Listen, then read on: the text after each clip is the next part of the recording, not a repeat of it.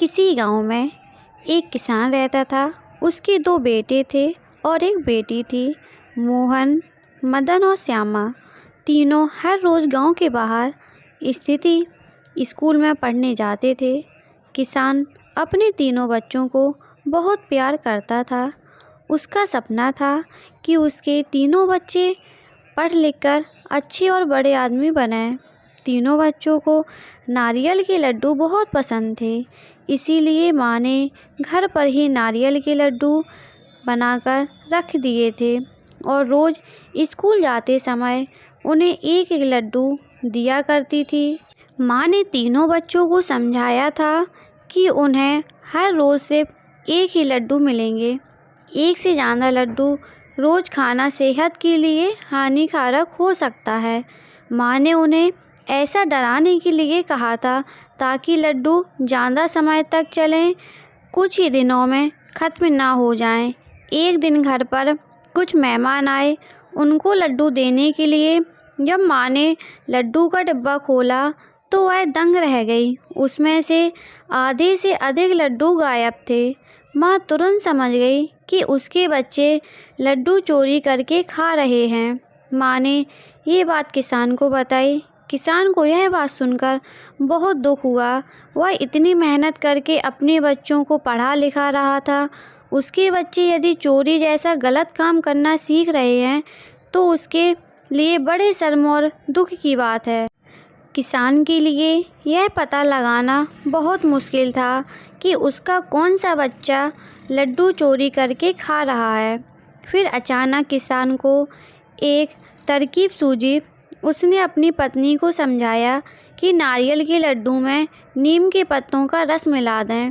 किसान की पत्नी को यह तरकीब अच्छी लगी और उसने ऐसा ही किया। दोपहर के बाद जब तीनों बच्चे स्कूल से लौटकर घर आए तो माँ उन्हें खाना देकर गाय को चारा डालने के लिए घर से बाहर चली गई।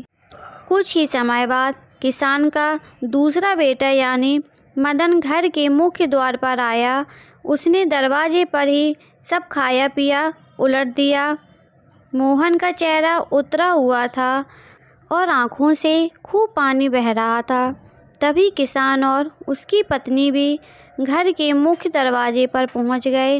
वे दोनों समझ गए कि उनका दूसरा बेटा मोहन ही लड्डू चोरी करके खा रहा था।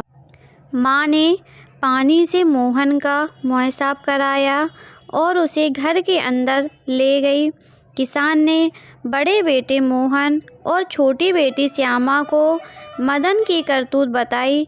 उन्होंने भी पिता को बताया कि मदन हर रोज़ स्कूल के रास्ते में पड़ने वाले बगीचे से फल चुराकर खाता है। यह जानवर किसान और उसकी पत्नी को और दुख हुआ। किसान ने क्रोधित होते हुए यह कहा कि कल से मदन अब स्कूल नहीं जाएगा, अब मेरे साथ खेतों में मजदूरी की तरह काम किया करेगा। यदि उसे चोर ही बनना है तो उसे पढ़ाने लिखाने से कोई फ़ायदा नहीं है।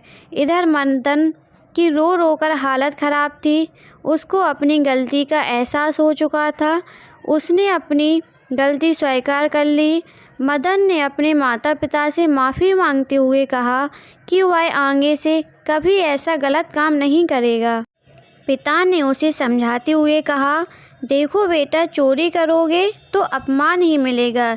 यदि सम्मान चाहते हो तो अच्छे काम करने पड़ेंगे। अब तुम्हें खुद फैसला करना है कि तुम्हें अपमान चाहिए या सम्मान। मदन ने निश्चय किया कि अब वह कोई ऐसा काम नहीं करेगा जिससे उसके माता पिता को दुख हो या उसे अपमान मिले। उसकी प्रार्थना पर किसान ने उसे क्षमा कर दिया। इसके बाद उसने कभी चोरी नहीं की। इस कहानी से हमें यह सीख मिलती है, चोरी करना बहुत बुरा काम है। इससे व्यक्ति को हमेशा अपमानित होना पड़ता है। इसीलिए हमें कभी चोरी नहीं करनी चाहिए। अगर आप लोग को कहानी अच्छी लगी हो तो प्लीज़ चैनल को सब्सक्राइब करें, लाइक करें, कमेंट करें और ज़्यादा से ज़्यादा अपने दोस्तों को शेयर करें। धन्यवाद।